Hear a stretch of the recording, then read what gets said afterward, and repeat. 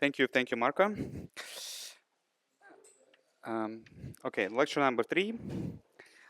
So last time we solved the um, perfect fluid part of the equations of motion for the dark matter, and then the leading order non-trivial solution is called one loop correction, and then we discussed that this one loop correction kind of naturally organizes itself as a sum of two correlators, correlator of the quadratic fields and correlator of the linear field with the cubic fields, called P13 and P22. And then we discussed, its structure. We discussed the IR limit and the UV limit. So maybe one thing I would like to clarify here again is that if we look at this diagram with the actual computation, so when I'm talking about the IR limit, so what I mean is, let's say, so in IR limit, K is much greater than the loop momentum. So which means that K should be greater than, well, alternatively, you can say it's a limit where K goes to infinity.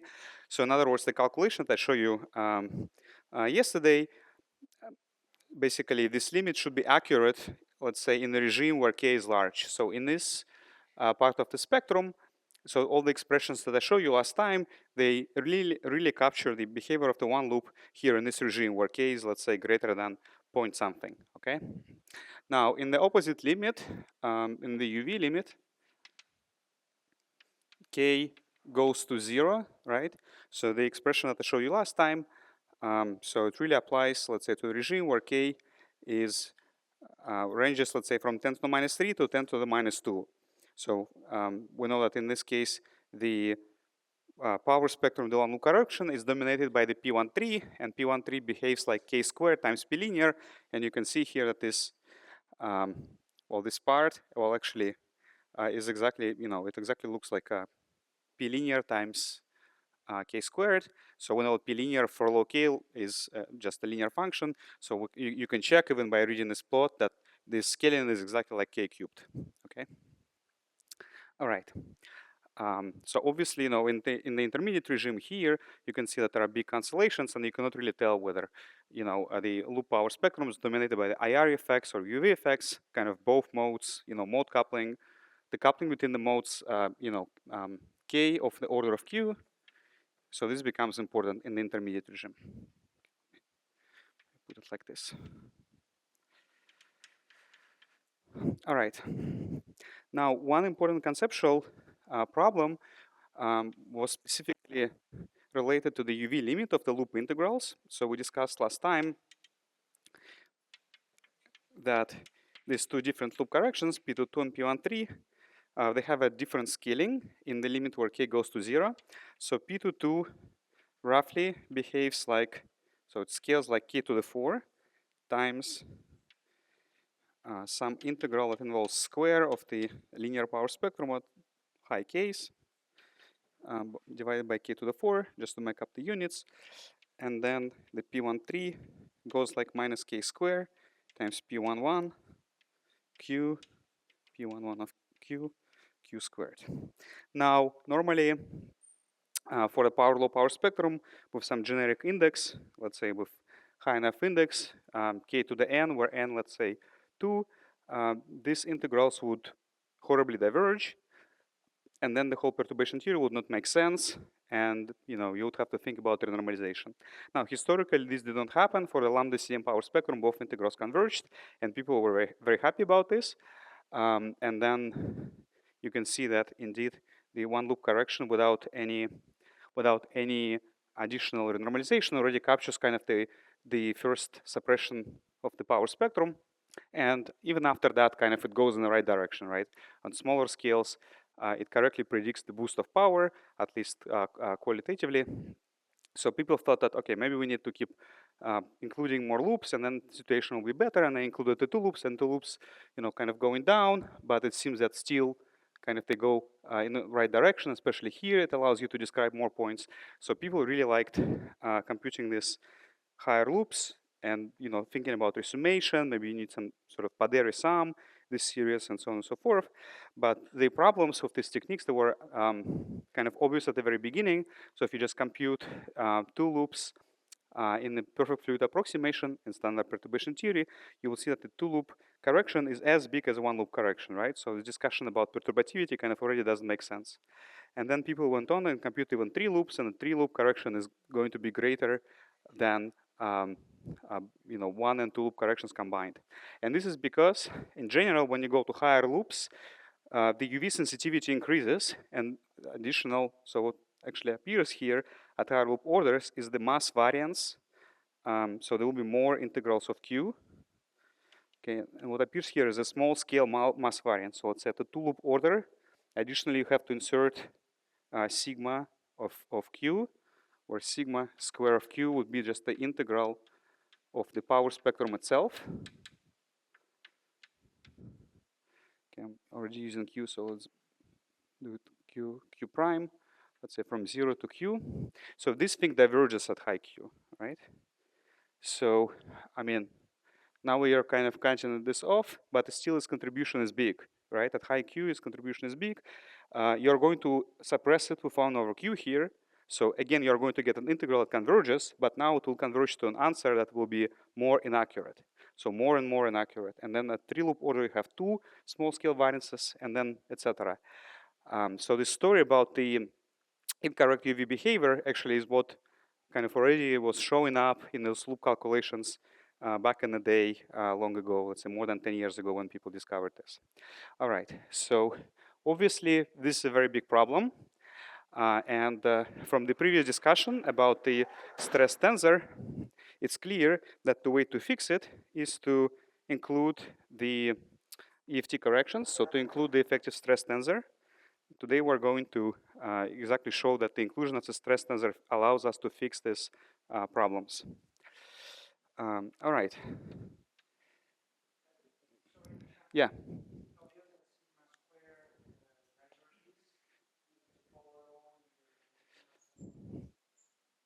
So yeah, so it's going to be 1 over Q log square of Q, and then here we have Q square dQ. So it's going to be ln Q dQ over Q. So ln cube of Q, right? Right. But you see, it diverges, but very, very slowly, right? So that's why, like, this 2-loop is not an infinity. It's something that kind of roughly makes sense, and that's why people thought that they're on the right track.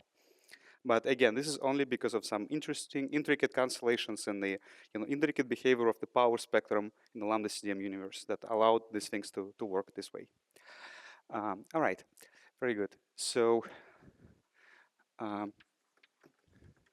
chapter 4, EFT stress tensor.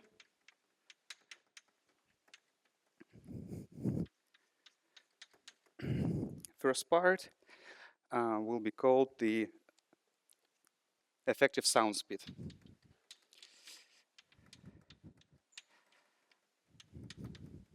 Okay, the effective sound speed is an amazing buzzword.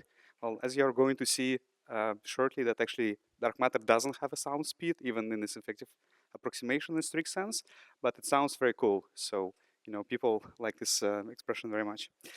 All right, so to fix all this of perturbation theory, we need to consider the effective stress tensor. And well, to begin with, we don't really know what the effective stress tensor should be. We know that we should be guided by dimensional analysis and symmetries. And if we just naively do, apply this technique to a tau j thinking about fluid, the first thing that we're going to generate will be just the usual Tij of a usual imperfect fluid, like in the Navier-Stokes equation. So let's start with a fluid expression for it, which seems to make sense. Again, if we just do things very, very naively, we're writing down all possible terms on the right-hand side that are local in space and time. So we're going to write down something like this. We're going to have the usual pressure. We're going to have the bulk viscosity. We're going to have the shear viscosity.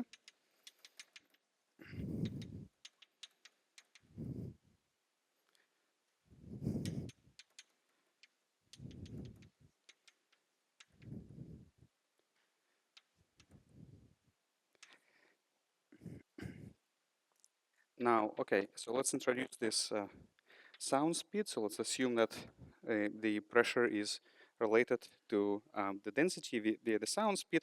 And now one crucial observation is that, well, we're doing some sort of perturbation theory, and also it's cosmological perturbation theory. So it makes sense to replace here the velocity at linear order with the linear velocity field of linear cosmological perturbation theory, which we know is just given by a usual gradient mode.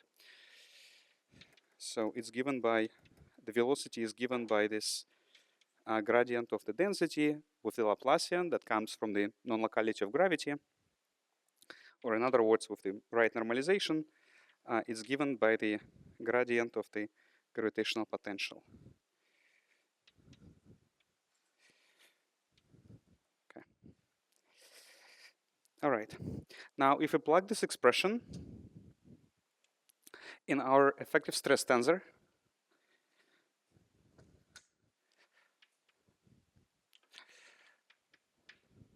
okay, let me divide by the density here.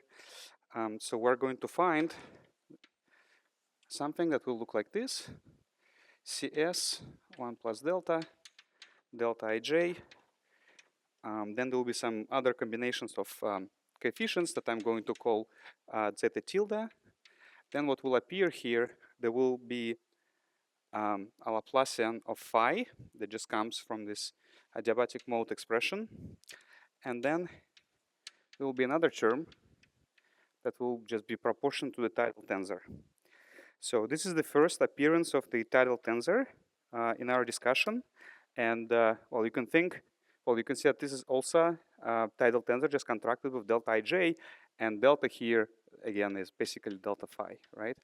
So from this expression, you can see that the natural building block in the effective stress tensor is going to be the tidal tensor, okay? And also it makes sense because the tidal tensor is the first gravitational multiple moment that is observable, right? That is actual physical.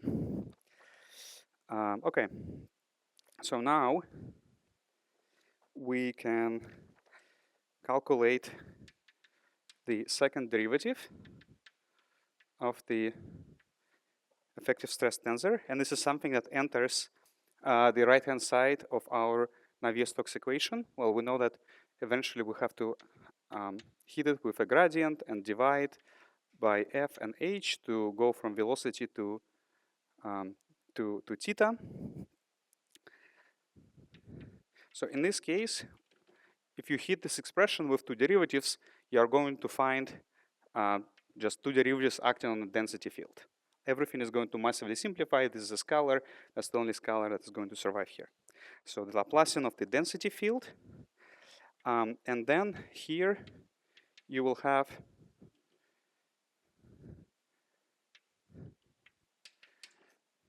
the combination of these parameters. So you can see that what happens is effectively, it looks like all these different terms, the viscosity terms, and the pressure terms, they kind of become degenerate, and they produce a contribution that can be captured with just an effective sound speed. So it's effective sound speed because it's something multiplying the density. For the usual fluid equation, you know, in the case of usual fluids, the tidal tensor does not appear from the velocity, and that's why this term you only get from the effective stress tensor. So it's because of that that it was called the effective sound speed, but in fact, from this expression, you see it has the sound speed plus all these viscosities. And in fact, like physically, what happens in the context of FT-Flaschke structures, you don't generate the sound speed. You generate these guys, right? So normally we know that, you know, what viscosity does, it converts mechanical energy into heat. Now what happens here is that in some sense your linear theory motion of dark matter particles is some sort of equivalent of mechanical kinetic energy. And then when the dark matter particles collapse, they get trapped into the halos. This way, you transfer energy kind of from the large scale modes to the halos. And in this sense, it acts similar to the dissipation. Okay, this is just some a qualitative picture. Again, if you're a field theorist, effective field theorist, you don't care, this is just coefficient. All right, now we can solve our modified Navier-Stokes equation. Let me write this down.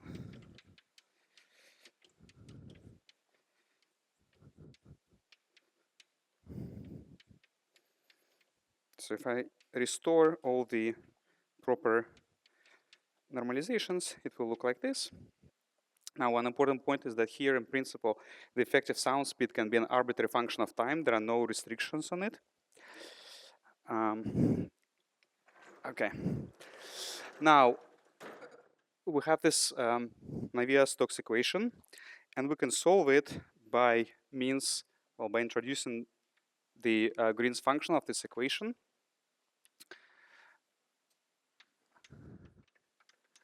So I'm not going to derive the Green's function. This will take a little bit of time. So this will be your homework. To obtain now the solution that will look like this. You will have the SPT part, and then perturbatively, you can evaluate the piece coming from the effective stress tensor.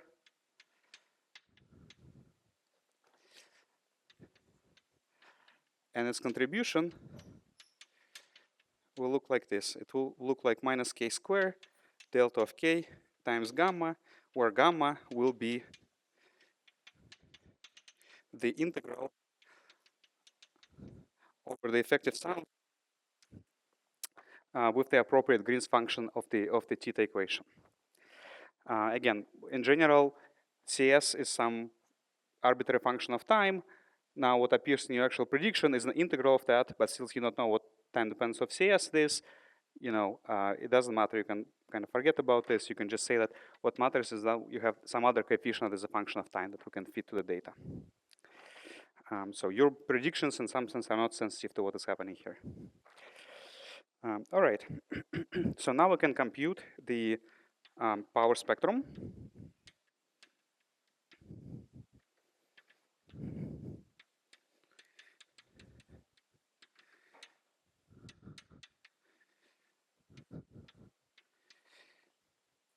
So at least in order, we're going to get P11 plus P22 plus 2P13, which is fine. And then this term will correlate, at least in order, will just correlate with linear density field. So in linear theory, at least in order, you'll have to use the linear theory solution, delta 1. So in that case, you will generate a contribution that will look like this, minus 2k squared gamma P11 of k. And you have 2 because you have a one correlator where delta k correlates with delta 1, and then another one where delta 1 correlates with delta k, right? So now there will be two different contributions. They sum up together, you get the minus 2 coefficient.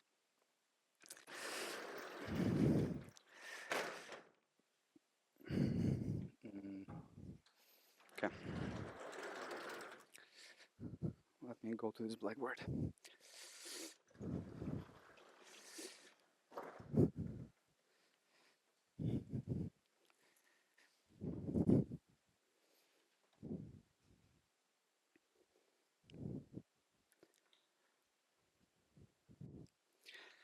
Now we can notice in this expression for the power spectrum,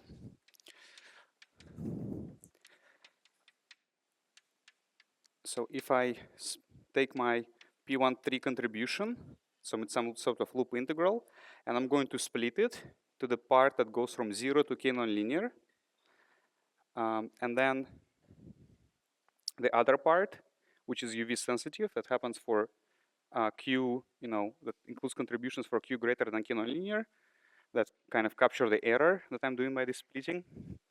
So I'm splitting the integral, so from 0 to lambda to the integral 0 to k nonlinear plus the integral from k nonlinear to lambda. Lambda could be even smaller than k nonlinear. This is fine. So general idea is that the P13 integral, most of it up to k nonlinear will make sense, but then there will be some error associated with the fact that, there is some arbitrariness in where exactly I'm going to cut it, right? And this error is captured by this part of the integral, okay? Now, this part of the integral, it only depends on the UV modes. So we know that for the UV modes, the contribution will look like this. We'll have some minus k squared P11 times, I'm going to call it I13. will be a factor of 2. So I13 is the, well, you remember all these factors, 630, pi squared, 61, something like that, sigma v uv squared. All right, so now you can see that the scale dependence of the error part exactly matches the effective sound speed contribution. The scale dependence of the contribution from the sound speed, so which means that now your one loop contribution effectively becomes gamma plus I13 P11 of k, which means that any, and gamma you need to fit from data. So which means that any error that you're going to make by assuming something about I13, so choosing a particular cutoff, this error is going to be absorbed by gamma in your actual theory predictions, right? And gamma you need to fit from data anyway, so if you start moving the cutoff in different ways, this will be absorbed by gamma. Well, typically in quantum field theory, we said, oh, this contribution is divergent, and then gamma will have divergent contribution that will exactly cancel the loop part, and then we'll have a finite or calculable contribution that is going to be matched from the data. So the exact same thing is happening here. So it means that any error we're going to make in our loop calculation, now we can actually absorb in this coefficient.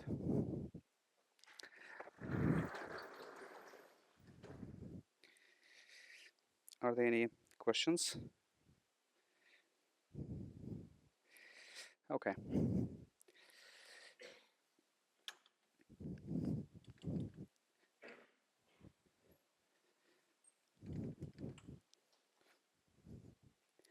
And this logic works perfectly well.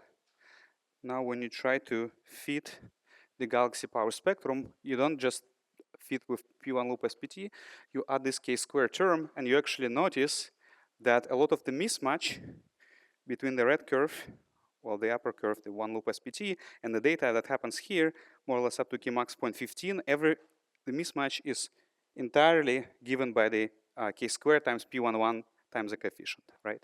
So the mismatch is precisely accounted for, in other words, by the sound speed. And now,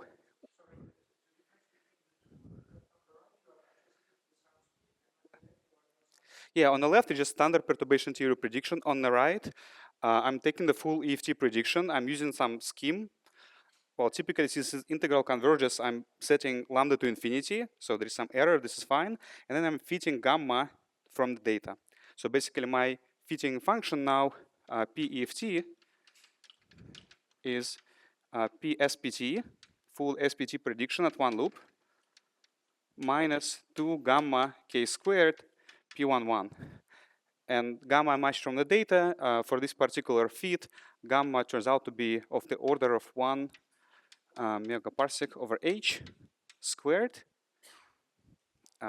So, in this simulation, the error bars are very tiny. Forgot it's something like plus minus 0.2.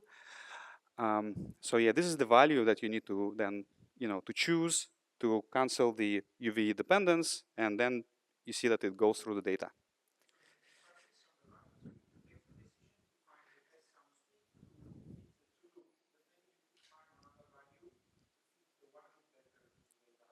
Oh, in this case, okay, when I'm fitting one loop, I'm only considering the one loop calculation. So one loop is really, I'm taking this formula and just fitting gamma from the data. And then, we can go to 2 loops, and we can include more terms in the stress tensor that will have more coefficients. And then if I'm fitting those coefficients, then I can fit the data to much higher case that go almost up to k.3. So this is the difference. Every single time for each EFT loop contribution, I'm kind of consistently fitting refitting all the coefficients, if you will. All right. Okay. So you see that this logic works very nicely. However, there are a couple of further comments about the structure of the TIJ that I would like to make. Okay, so first of all, so it's nice that we can write down all, all possible terms, and all possible terms because of the adiabatic initial condition, growing mode, are just reducing to just one. So there is a single fitting parameter, which is very nice. And like different dark matter models, in principle, they'll just predict different values of gamma. So imagine you can have a power spectrum that has, let's say, an enhancement of power on very small scales, right? So this power spectrum, in principle, will produce slightly different matter power spectrum, but this difference on large scales will be captured just by different value of gamma.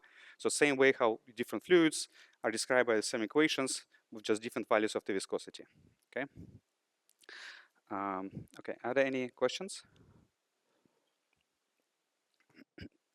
Good. So there are a couple of caveats here, though. Well, the first caveat is that this expression for the stress tensor that I wrote down, kind of based on symmetries and locality and time and all that, is not the most general one. So in principle, and it's not the most general one because of two reasons. First of all, because I chose it to be already local in time. Okay, this is the first caveat. And second caveat is that in principle, you could say that my stress tensor could also depend on some fields that are completely uncorrelated with the cosmological fluctuations, right? Because the general story is that tau ij captures some sort of stuff happening inside the halos, but we know very well that gravity erases information. So when you start from some well-defined distribution of particles and they collapse into a halo, you have all these processes associated with nonlinear collapse, violent relaxation, all that. So you remove the information about the initial conditions to some extent, right? So that means that your density field on very small scales will have components that do not correlate with the initial conditions. And these are called stochastic fields. And in general, based on symmetries, you can write down a bunch of stochastic effects. So at leading order, so you can say that, oh, you have scalar stochastic field, you have a spin 2 stochastic field. So it turns out that the contribution from this guy is degenerate with this. So I'm going to consider only the effect of this contribution. So let's see what the stochastic fields, what are the corrections that the stochastic fields will produce. Just for convenience, I'm going to define my epsilon field like this. So I'm going to factor out the background density. So again, the stochastic field epsilon has some unknown in general time dependence. So that's why I can always multiply it by some function of time, and it's not going to change anything. All right, so now let me compute. Again, let's go to my Navier-Stokes equation in the Einstein-de Sitter approximation. So I'm going to compute now the contribution from the stochastic field. And it's going to look like nabla epsilon over h squared.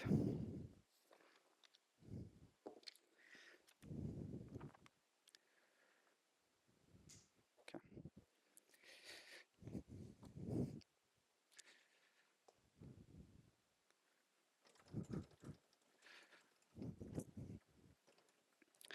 So again, this will be your homework. Well, once you have the Green's function for the Navier-Stokes equation, now you can calculate the correction from this term easily. So you will find we call it delta EFT. So that is going to be given by delta SPT minus k squared gamma. That is the usual sound speed term. And then you will find, I think that will be a plus. Oh no, there will be a minus. Yeah, okay, plus delta, so minus k squared times epsilon. Where epsilon, okay, let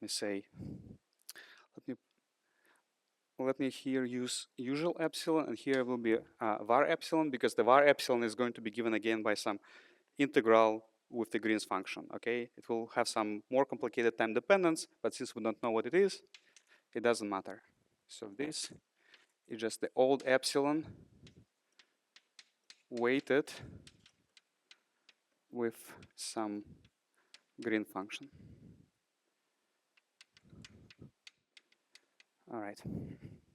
The important thing is that the, well, k dependence is not affected by this integration. Okay, so let's compute now, again, the power spectrum, delta EFT squared. So I'm going to find P11 plus P22 SPT plus 2 P13 SPT. So there will be my sound speed term. And then on top of that, I will generate a term that will look like this, k to the 4 times the power spectrum of epsilon. Right, so here we assumed that the epsilon field is stochastic, so by definition this means that it doesn't correlate with the initial conditions. So it only correlates in this expression, it will only correlate with itself. Okay, so what do we know about this correlation? Well, we don't know anything, right? So what can we say about it? Well, the only thing we can say, again, is that we can apply this principle of simplicity, that on very, very large scales, we expect simplicity to happen, and we expect this field, its power spectrum, to have some simple form, right? So it's a function of momentum. So this should have some simple momentum dependence that should be analytic in the limit where k goes to 0. Okay, we're just applying the simplicity principle. Okay, the simplest possible function is a constant, and then the next simplest correction is going to be k squared. So you cannot have k because k is a vector, right? So the first correction consistent with analyticity in k to 0 is going to be k squared. And then in principle, there will be k to the 4, etc. So the only thing you can come up with is a Taylor expansion, right? That's your best guess, and that's the only thing that you can expect to follow from the simplicity argument. Okay. Well, you will see now that this guess is actually already very powerful, because even though this is a constant, its contribution to the power spectrum gets multiplied by k to the 4. That tells you that the contribution to the total power spectrum, metal power spectrum, from very small scale modes that have decorrelated with the cosmological initial conditions is going to scale like k to the 4, which by itself is actually a very powerful result. Now we can again recall that, so we have renormalized successfully the P13, but also P2 has some UV dependence. Okay, so P13 we renormalized, it's fine. Minus 2 gamma k squared, P11. But now we have P22 that we can split into P22 evaluated from 0 to k nonlinear, plus P22 evaluated from k nonlinear to some lambda, cutoff lambda, and this is going to be a UV sensitive quantity. And k nonlinear in general, it's much greater than k, right? Because we want linear theory to, well, we want perturbation theory to work. That is only true here. So which means that here we can use the asymptotic expression for the P22 in the UV limit that we discussed at the beginning of the lecture. And this asymptotic expression that will scale like k to the 4 times I22, right? That is in principle lambda dependent. You can see that it has exactly the same scaling as what appears from the stochastic contribution into the stress energy tensor. So then this constant A, that is the leading order expression for the power spectrum of epsilon, will be your counter term now, right? So any error, any mistake that you make with the choice of lambda will be cancelled by A naught, or in other words, the divergent part of this will be cancelled by A naught, and then there will be a finite piece that you can match to data, and that will describe your actual physical finite contribution from the small scale virialized modes. Okay, now this result, even though practically it doesn't make a big difference, just because this correction, as I'm going to discuss in a second, is going to be small. I mean, you can kind of already see that, you know, it's k to the 4, and k squared times p11 is like k cubed on large scale, so this is smaller, okay? So practically, it's not very important at the one loop order, but it's very important conceptually.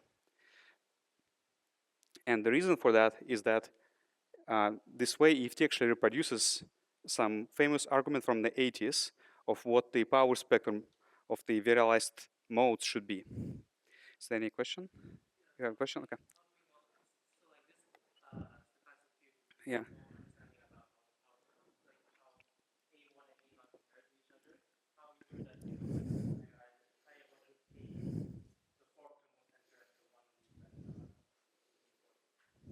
Well, here again, this is an expression valid when k goes to 0, right? So in other words, again, we use this simplicity argument that on very, very large scales, everything simplifies. That means that in the limit k to 0, in other words, your answer is given by an analytic function of the small parameter. And small parameter here is k, or if you want this to be dimensionful, it's going to be, let's say, k over k nonlinear. Right? So in the limit k over k nonlinear going to 0, this is the expansion that you get, and you can recover.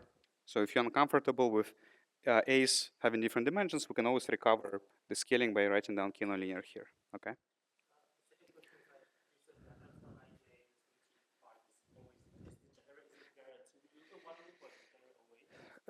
So is degenerate only at the one loop.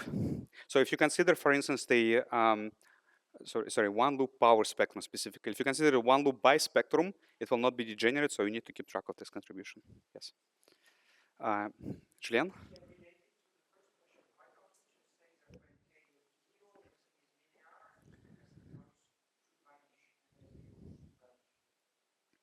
Okay, it should vanish, but okay, first of all, why do you think that it should vanish, right? So you see, you got this contribution. If you don't believe in EFT, so you believe in EFT while deriving the stress tensor, but you stop believing in EFT now, you could say, oh, look, this could have 1 over k to the 4 correction. If it has 1 over k to the 4 correction, this will be a disaster, right? It will be a big contribution on large scales, right? But if you're a true EFT believer, you say, look, my answer for physical things should always be given by a Taylor series. Okay, that's the only Taylor series I can write down, right? And that's why these terrible things do not happen.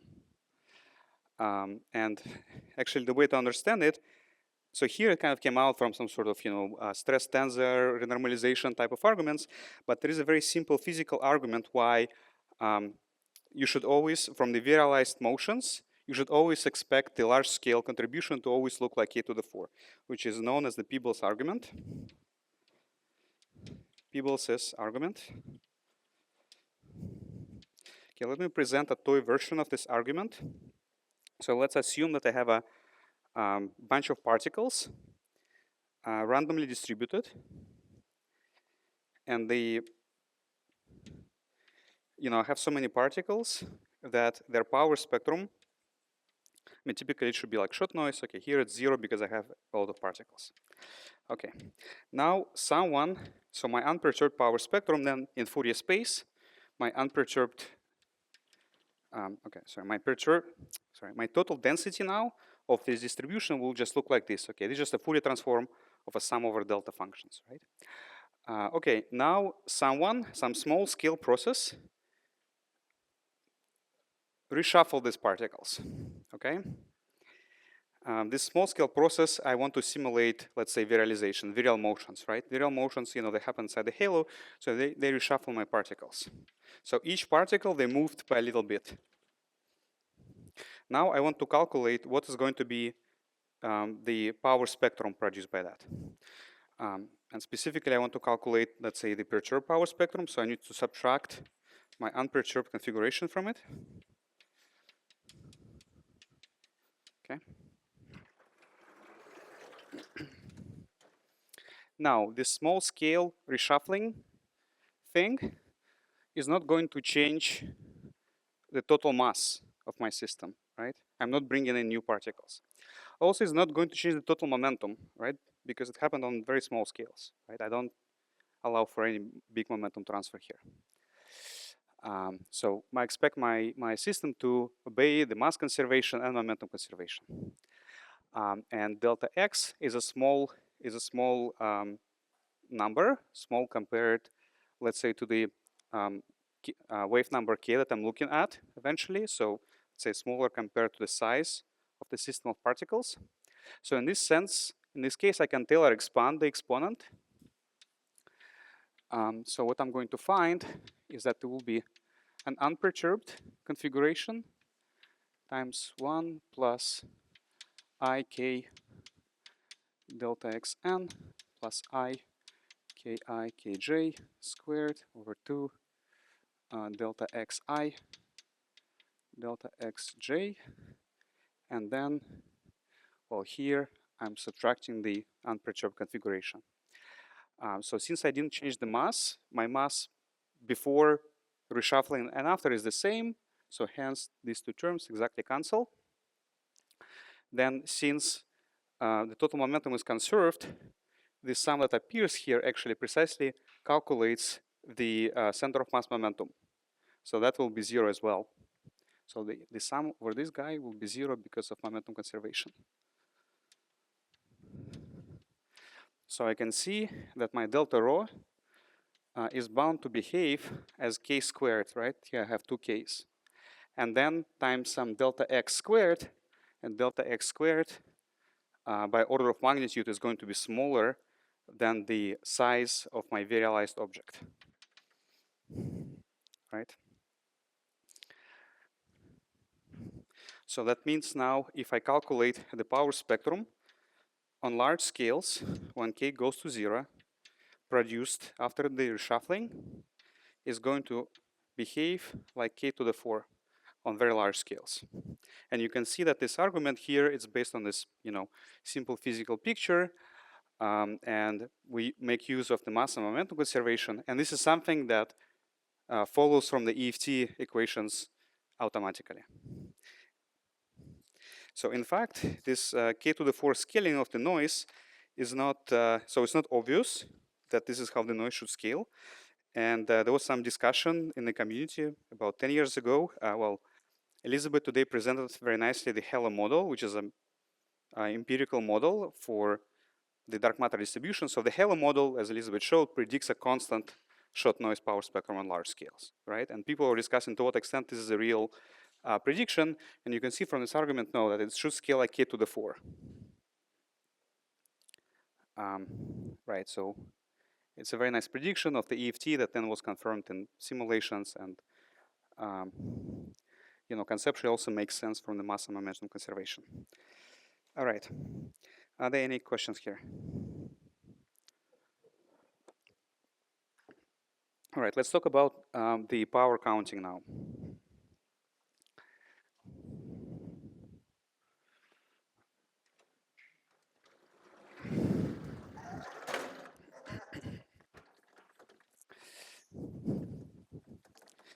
So we had this bunch of different terms that scale differently, k square times p11, k to the 4, one loop terms, potentially two loop terms and things like that.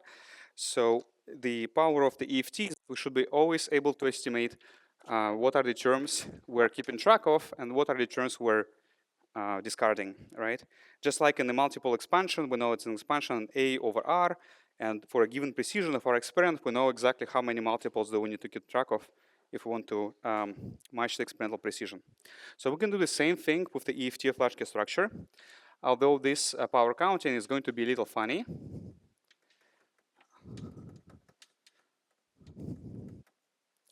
And let's power count in an approximate universe that we discussed before, which is the power law universe. So the power law universe where our power spectrum is a power law. The main reason why we're doing this is simplicity, because for a power law universe, we can estimate easily the scaling of different loop corrections. Otherwise, we need to compute them, and it's hard to argue about something that's known only numerically. Okay, so we discussed before that for the relevant range of scales, the total power spectrum can be well approximated as k to the minus 3 halves. All right, so it's here. So now we can estimate that in this parallel universe, the typical loop corrections, they will look like this. So they will bring an additional power of k cubed times k over k nonlinear n, k nonlinear cubed times p of k. So every single loop will just give you k over k nonlinear to the power 3 plus n. If we take a look at our dimensionless power spectrum, so this quantity is just easier if we want to keep track of different powers, because the power spectrum itself is a dimensionful quantity. So if we take a look at dimensionless power spectrum instead, so we're going to find that the linear level contribution will scale as k over k nonlinear to the power n plus 3. So this is linear. Now, from this argument, the one loop contribution will scale like k over k nonlinear 2 times to the power 2 times n plus 3. So this is P1 loop.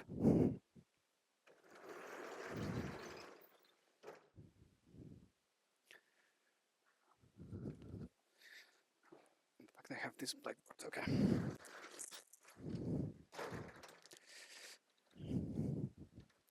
Well, now you can guess what's going to happen if we want to estimate the two loop correction. So the two loop correction will scale like k over k nonlinear to the power 3 times n plus 3. Two loop. Okay.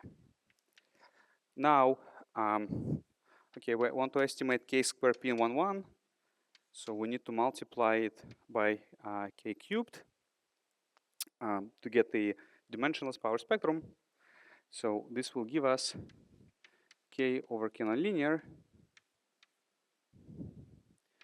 to the power 5 plus 5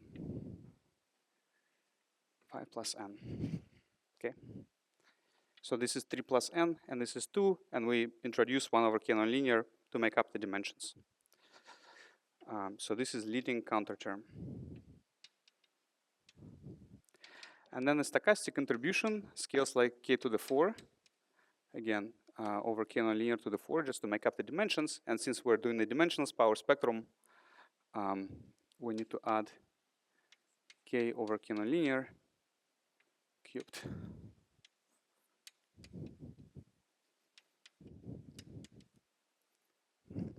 So let's plug in now the power law, the approximate power law index in our universe, and see what we're going to get.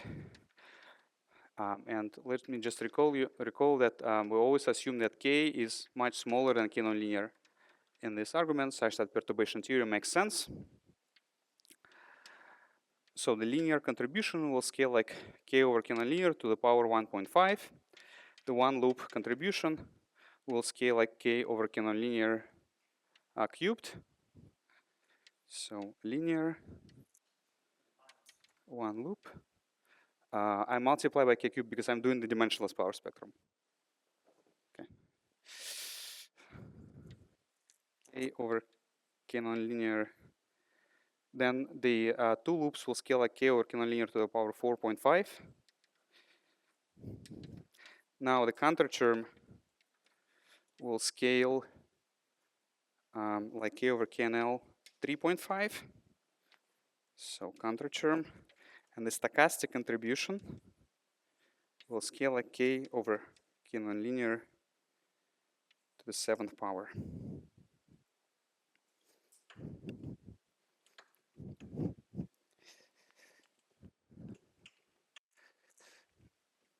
All right, so from these expressions, we see that the linear term, so realistically, this ratio k over k nonlinear, so let's say k is the bioscale 0.1, k nonlinear is 0.3 at redshift 0, so this is like 1 over 3, right? Okay, so this is less than 1. then this will be the biggest correction. Obviously, linear theory is bigger than everyone. Then the next to leading order correction, the leading one will be given by one loop. And we know that even we ignore the counter term, one loop does capture the leading order nonlinearities. But however, we see that the counter terms become immediately right after that, right? So the one loop scales the same way as the counter term, roughly. And then both of these terms, they are more important than the two loops. So it doesn't make sense to go to the two loops before including the counter term.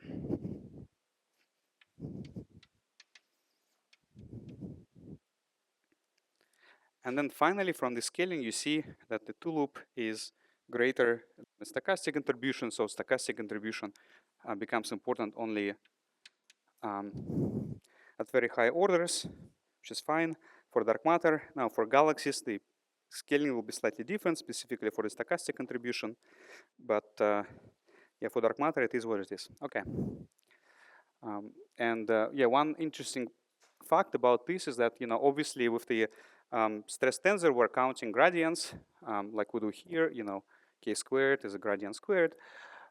So one expansion parameter that we have is k over k nonlinear squared associated with the gradients. But also the power spectrum itself is a kind of a small parameter, right? In the standard perturbation theory, the leading order correction is involves two power spectra. So you can see that delta in this representation, so delta squared, we know that delta squared, the variance of the density field produced by the modes of k, is precisely given by the dimensionless power spectrum. So that means that one delta in position space will scale like k over k nonlinear. So 1/2 of the power spectrum, right? So to the power n plus 3 over 2. So this is minus 3/2. So 1.5 over 2, roughly 0.75. So now you can see that the density field itself, let's say linear density field, has a scaling of its own that is slower than the scaling of the gradients. Okay. All right. Are there any questions here? All right. If not, I'm going to now discuss the second caveat, which is the time non-locality. This topic is going to be a little technical, but normally it's never discussed. So only specialists know about this. So I was thinking that, okay, I'm going to massively reduce all the technicalities and give you the gist of it. So hopefully it will still, it will be easy enough to understand what is going on.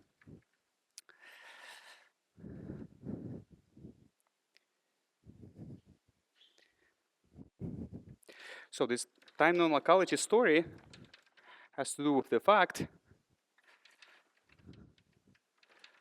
that we assumed at the very beginning that the expression for the effective stress tensor depends on the density field evaluated at this given position at this given time, right? So J is delta Laplacian acting on delta x tau, right? Well, if you think about this, it's not obvious why this should be true. Because in principle, we know that in real physics, there are retardation effects. So whatever happened on the past light cone, in principle, is going to impact what is happening now. And this is specifically, makes sense in the context of galaxy formation. We know that the cosmic noon is z equal 2. So we know that most of the, galaxies in our universe, they get formed around z equal 2. And before that, we know that the cosmological fluctuations, they were basically linear. So the modes that form the galaxies, most of their evolution, most of the history of the universe, they were linear or quasi-linear, right? And then it's only recently at cosmic noon, at redshift 2, that they became nonlinear and started forming structure. But before that, they totally lived in the realm of the EFT. They interacted with other modes. So it makes sense to keep them as degrees of freedom because you must. In the EFT, you must keep all the degrees of freedom. You can't just ignore these modes because they were EFT modes, okay? So, and this is true actually for any fluid, that you have these retardation effects. So in general, whatever expression you write down, the most general the more general dependence of the stress tensor on the fields should be captured by the integral along the word line that, well, in the fluid dynamics specifically, we call the fluid flow. So it makes sense. The most general, the most generic expression that you could write down that resembles this will be an integral over the entire history of the universe over the word line of this particular fluid element that starts at x initial and then at time tau ends up at the Eulerian position x, and then in between it had some value x of tau prime. I'm going to introduce an index flow. So we have this fluid trajectory, or the flow trajectory of the fluid element. And in principle, whatever we have in the stress tensor right now is sensitive to what happened with our fluid during the entire trajectory. So we should write down an integral over the light cone with some, in principle, unknown time-dependent kernel, and then a density field that depends on the fluid trajectory as a function of tau prime, and then it also has an explicit time dependence because we know that the density contrast grows, right? So it has an implicit dependence on time, as a point on the fluid trajectory, and also explicitly because of the growth. Okay. Now, this trajectory is defined by a formal equation that the derivative of the flow with respect to the word line parameter, well, in our case, the conformal time along the trajectory,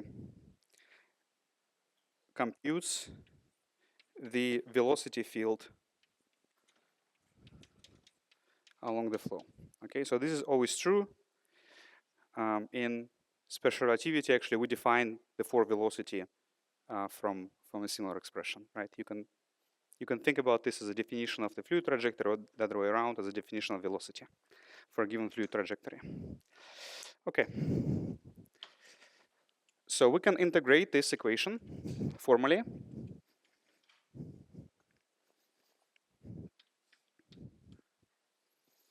So we know that at time, conformal time tau, the fluid coordinate is given by x. So this is our usual Eulerian coordinate. And then before that, so we integrate, well, basically from here, we're solving this equation by doing an integral with the boundary condition that at time tau, our coordinate is x, and we are going backwards. So x of t minus x of t prime is given by the integral from tau prime to tau d tau 1 v of x flow tau prime tau prime. I mean, obviously the velocity changes along the fluid trajectory, so we cannot really solve this. So let's keep this expression as it is, although again by itself we haven't solved anything yet. Now let's take a look what is going on with our stress tensor. So let me plug this in. Okay, I still have this unknown kernel. I have a Laplacian here. This is fine. Delta x flow. So I already have this expression. I'm going to just copy what I have above. X minus. Okay, so from this expression, I need x flow of tau prime, which is here. X flow. So x flow is given by x minus this integral, right? So x minus the integral, tau prime, tau 1. So it should be tau 1 here, tau 1. V x flow, tau 1, tau 1. Okay.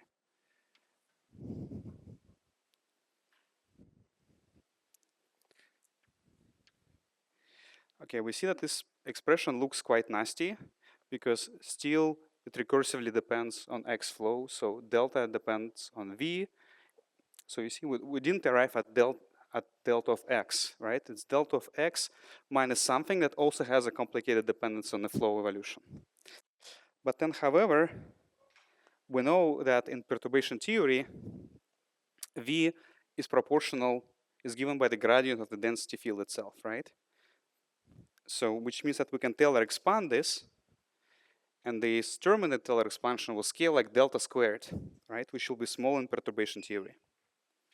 So the key that allows us to undo the time non-locality is perturbation theory.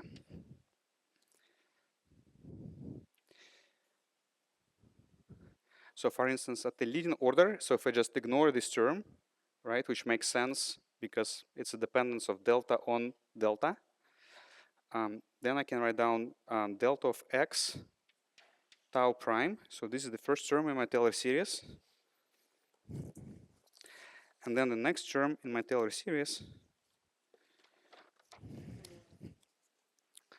will look like this: minus gradient of the density field x tau prime, the integral from tau prime to tau d tau 1 v. Now v itself depends on the fluid trajectory. Okay, I'm going to write down this schematically. That also it has a complicated non-local dependence. Okay. So now you can see how this works, right? The leading order term is exactly the delta that we want to get, well, modulo the fact that it has integration over tau prime. But the first kind of non-trivial flow term, it has delta and v, and we know from the adiabatic Grove mode it's proportional to delta itself, right? So it's a second order in perturbation theory. That means that leading order we can ignore it.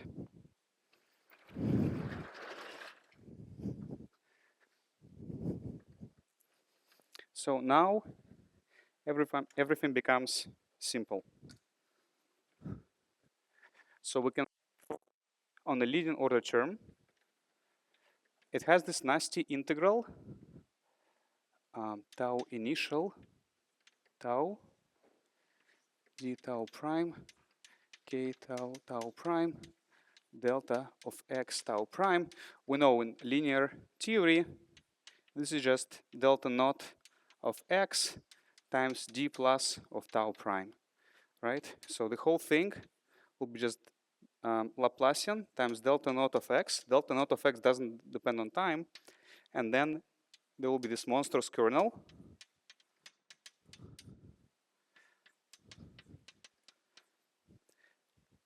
But we don't care because this monstrous kernel, it just, for a given time, it's just a constant, right?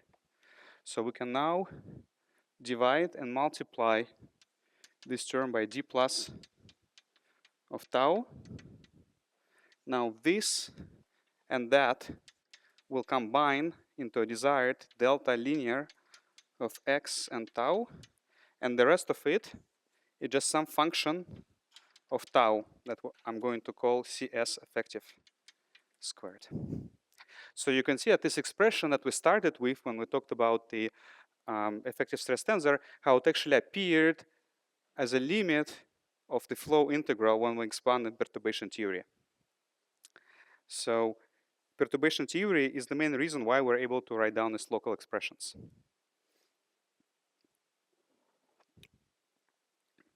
Well, the situation here is different from the usual fluids. Okay, so from the usual fluids, you can use the exact same argument. Everything should depend on the past light cone.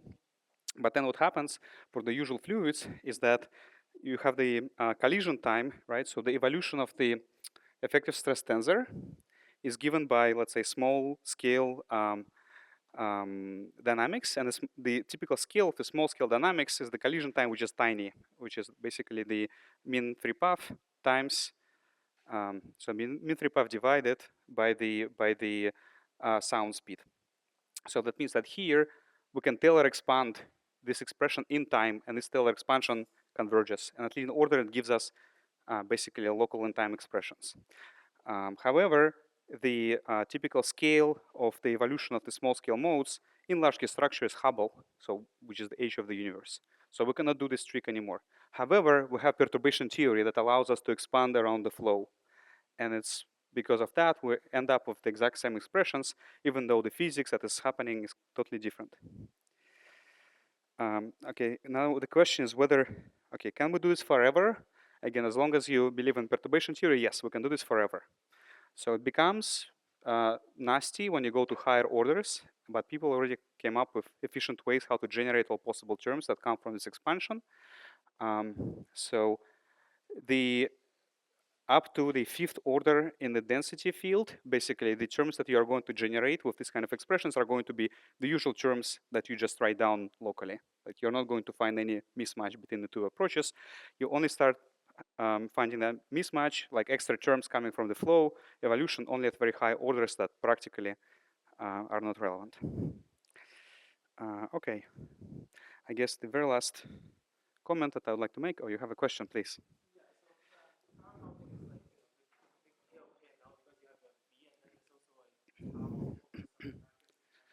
Yeah. So tau, okay, good. So tau scales like 1 over h, and the characteristic time scale of the evolution of delta is also h, right? So the Taylor we don't do Taylor expansion in time. This would be terrible, right? This is the main reason. This is the main reason why we have to use perturbation theory and go through all this, expansion thing to arrive at the same answer. Just because these scales are the same and you cannot Taylor expand in time. Now, for usual fluids, basically what happens is you Taylor expand in time and then you don't care about anything. Yeah, which is Hubble. Yeah, like we know again, cosmic noon happened at redshift 2. Okay, the age of the universe at redshift 2 already was like many billions of years, which is the same order of magnitude as Hubble. Okay. Right. I guess the very last comment I would like to make is the following. Okay. So we have this nice expression that involves the gradient of the density field and velocity. Is anyone bothered by this? If you're bothered by this expression, raise your hand. Who is bothered by this? Okay, so no one is bothered. Okay, we're closing this section and going to the next topic. No one is bothered. Okay, then good, very good. In this building, I think you should be bothered in this building. Yes. Breaks Galilean invariance, right? So what is going on? Okay, okay, it breaks Galilean invariance because we're fixing kind of particular frames here along the trajectory. So in fact, in this Taylor expansion, we have delta of x minus this, right? But x itself is x initial plus integral over v d tau, right? And this is our displacement. Now you plug it here. So you express this formula using the initial Lagrangian coordinates. This term is going to get exactly cancelled by this, and this will happen to all orders. So you don't generate any Galilean breaking terms this way. It will look like this because you are using the Eulerian coordinates that kind of naively don't respect Galilean invariance. But in Lagrangian coordinates, everything is perfectly respectable of Galileo Galilei here. Okay, very good. Okay, so now we've gone through all this big build-up that allowed us to describe dark matter. Now, finally, we're going to talk about galaxies, which is going to be very, very, very easy because we already have ground needed to understand galaxies. Okay, so Elizabeth already described that in a standard picture of galaxy formation, we first form dark matter halos, and then galaxies kind of are formed by the baryons that condense at the bottom of the potential wells. Okay.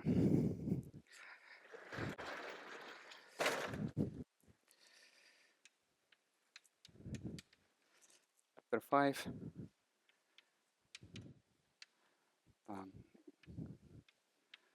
bias of galaxies. All right, so we have galaxy in the potential well of the halo, and from this picture it's clear that the distribution of galaxies will be tracing the distribution of dark matter halos, right?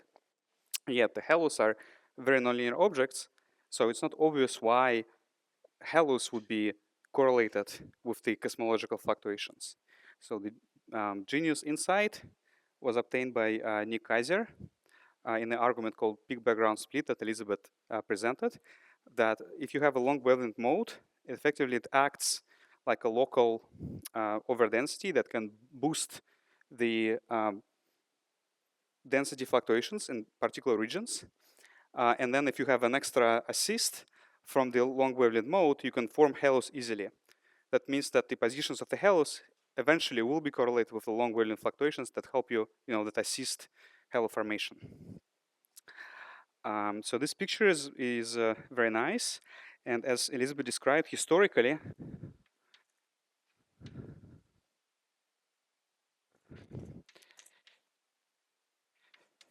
this peak background split argument will tell you that the overdensity of galaxies of the dark matter overdensity, and at leading order it starts as linear function, linear term in dark matter with the coefficient b1, and then next to leading order you have delta matter squared, etc. So this is what follows from the PBS picture. Now the first realization that this picture was incomplete was about 20 years ago by Roy and McDonald, who realized that you can also write down a term that involves the tidal field in this expression, and the tidal field, so more specifically I'm going to write down the term that looks like this, and I normalize my gravitational potential in such a way that delta of phi hat, Laplacian phi hat is delta. So this term is also allowed by symmetries, and there is no reason why this term should not be absent in the expansion. And this gives rise basically to the generic symmetry-driven bias expansion and effective field theory. So now you can go on and you can write down other terms that are consistent with symmetries, which is rotational symmetry and the Galilean invariance, or the equivalence principle.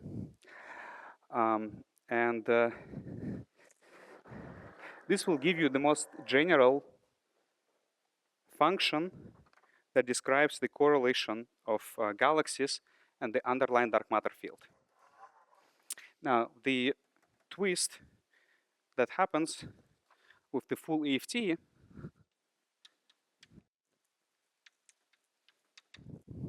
is that you need to worry in general about this time non-locality effects. So instead of this, so basically, this is the PBS. Roy and McDonald will tell you that delta galaxy should be a function of, basically tidal field, local tidal field, and the velocity potential.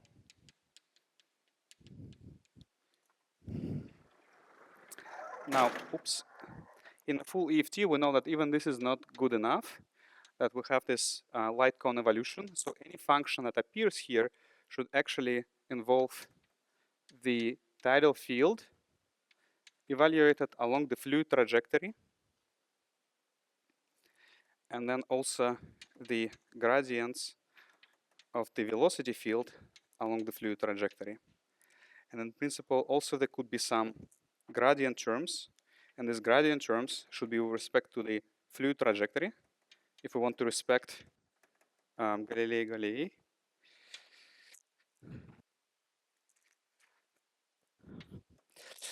And again, the story is that in perturbation theory, if you start, again, if you take this expression that relates x flow with x via the velocity, you plug it here, again, you're going to Taylor expand, and eventually you will arrive at this function by Roy and McDonald at the lowest orders in perturbation theory. So for the one loop power spectrum level, one loop by spectrum level is completely enough to just go on with of the function that depends on local quantities at lowest orders. Okay, so in particular, this means that at the linear level, the overdensity of galaxies will be just linearly proportional to the overdensity of dark matter. And this coefficient of proportionality is given, well, it's called linear bias. And in other words, in the EFT, we're basically just building Taylor series. And this is the first coefficient of the Taylor series that you can have, okay?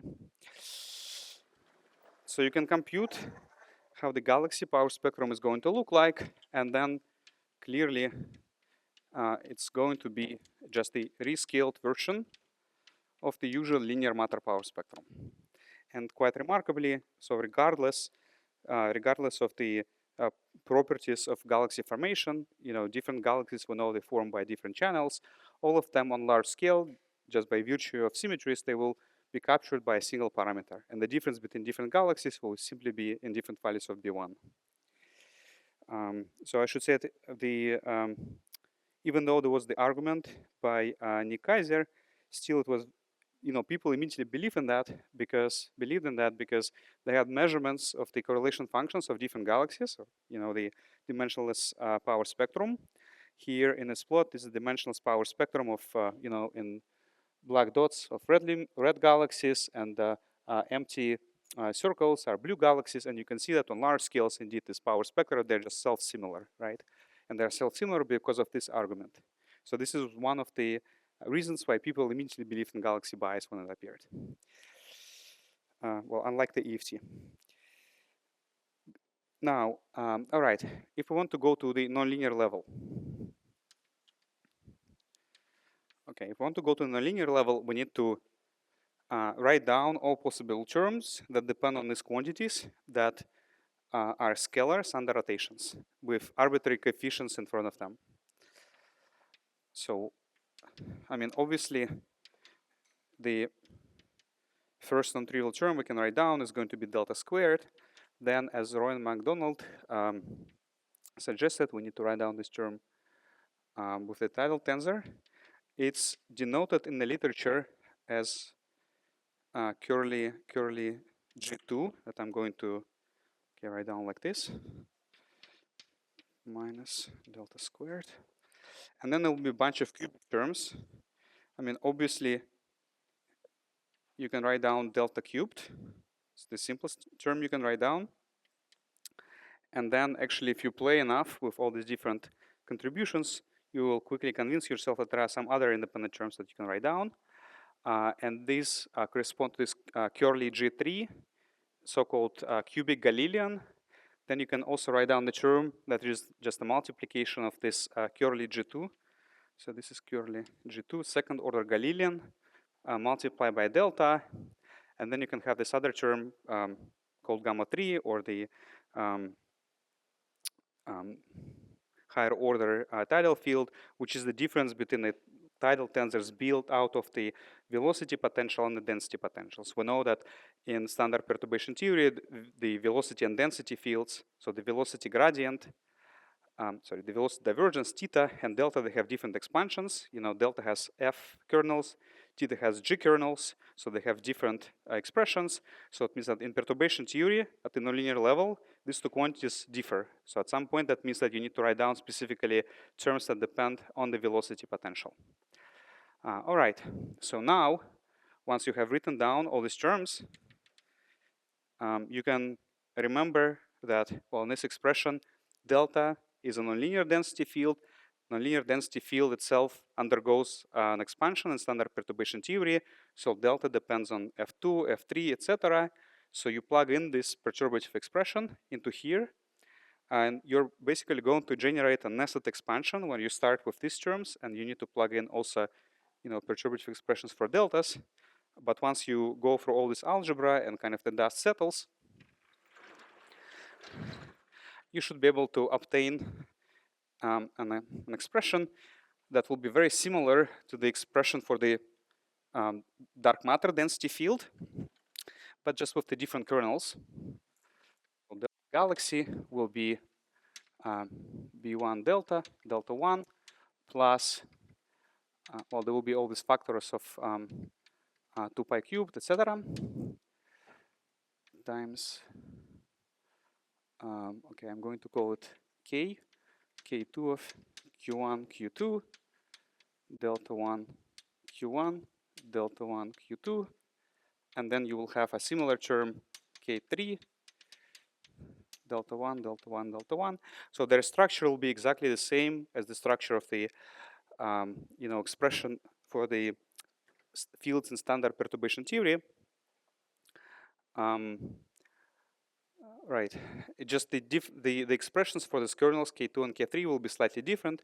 For instance, K2 now will have a term that depends on the old kernel F2, but then on top of that, it will have a constant contribution, just B2 over 2, right? That comes from this term, and then we'll have a contribution from BG2 that will look like K1, K2. So we go to Fourier space, K1 squared, K2 squared, minus 1.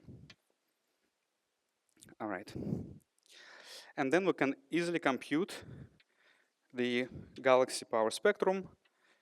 So we just take this EFT expression and plug it in, and we're going to find at linear level B1, P11 of K, and then we'll have an analog of the P22 contribution, which will involve two K2s, K minus Q, Q squared, P11 of Q, P11 of K minus Q,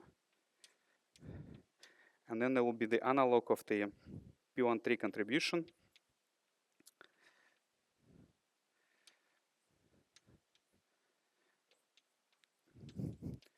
That will depend on the K3 kernel.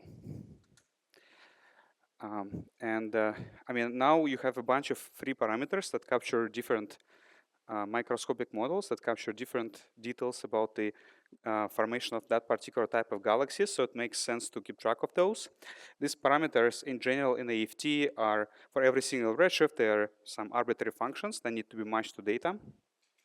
So if we want to single out these parameters explicitly, we can compute these contributions, and then it makes sense to kind of pull out terms with different combinations of these parameters because we're going to fit them from the data. And in that case, you're going to end up with the expression that is here on this slide.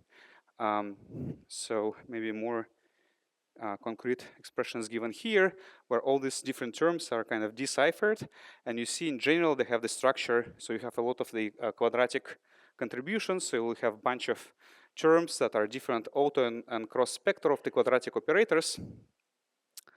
On top of that, also in the EFT, again, just driven by symmetries, you should write down in principle a term that involves the gradient of the density field. So because again, it's just a term allowed by symmetries.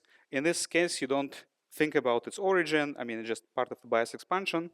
So in some sense, it's easy to introduce this term or to motivate this term in the bias expansion than in the EFT for dark matter, where you really have to go through a stress tensor. But here it kind of appears right away. Okay. So all these terms can be computed,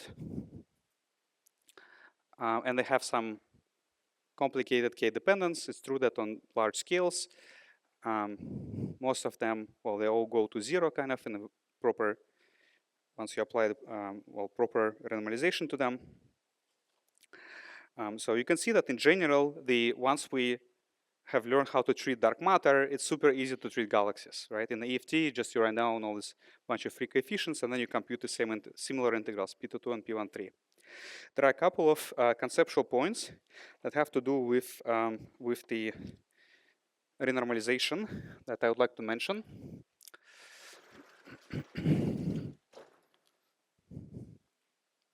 So the first term, the first point I'd like to mention is the presence of redundant operators.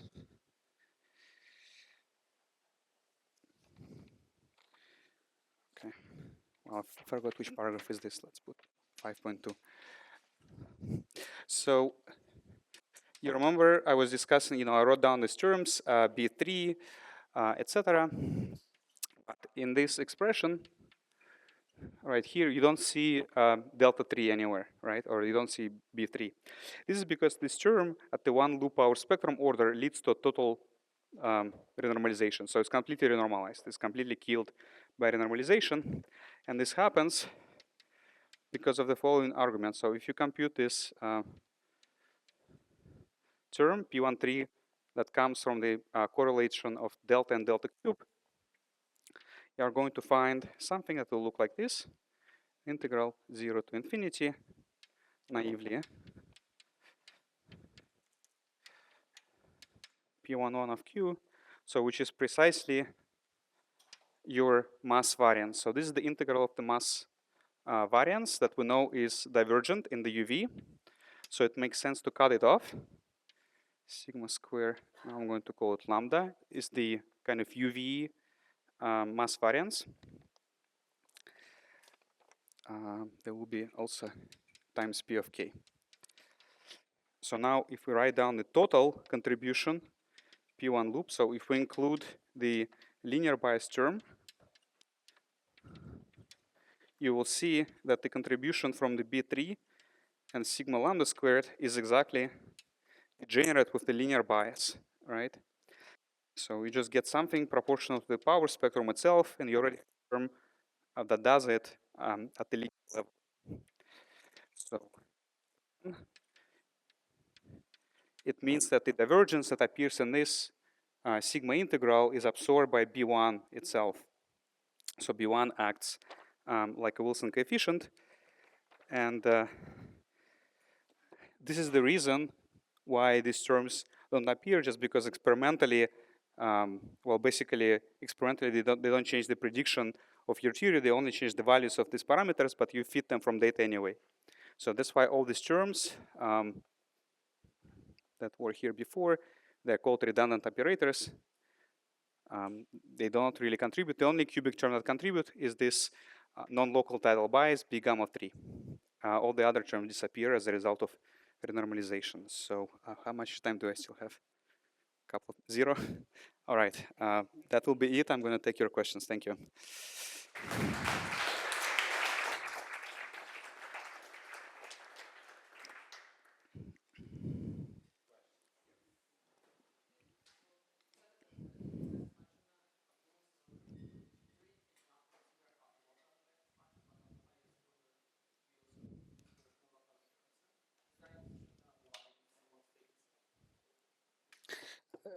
No, I don't think that. Well, the only intuition here is that at lowest orders you always have a finite, limited number of options, right? You have limited number of tensor structures you can write down. Once you go to higher orders, so you have these tidal fields, you can start contracting these tidal fields in more complicated ways, right? So there will be terms because of that. Now there will be certain contractions that can be only generated from the fluid trajectory, and they cannot be generated by just multiplying these terms. So in other words, this fact that you can have at lowest order, you don't need to worry about the flow terms. It only happens because things simplify too much at leading order, right? So at higher order, still be options that are not degenerate. Yeah, there is no other way. Yeah, it's just simplicity. I mean, simplicity principle, right? Things simplify maybe even too much, more than they should be.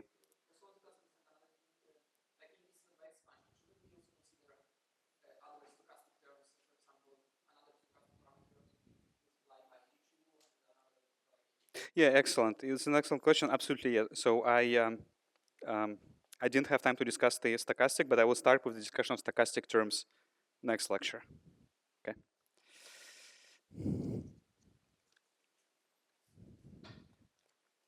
Yes.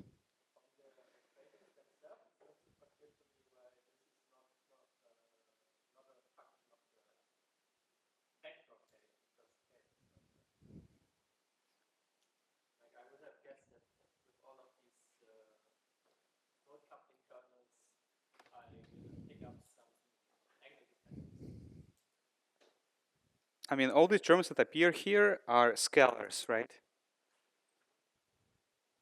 So terms in this expansion are scalars. And then in the loop integrals, I mean, it's true that in the loop integrals, oops. Okay, so in the loop integrals, you'll have combinations like this. Some of them will become like k minus q and q. But since it's a scalar, you know, after doing angular integrals, eventually they'll just give you k, right? And the reason for that eventually is because the power spectrum depends only on a single number, which is k, right? And it's a scalar.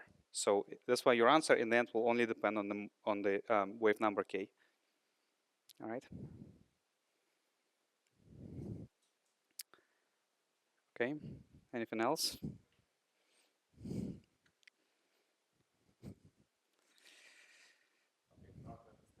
All right.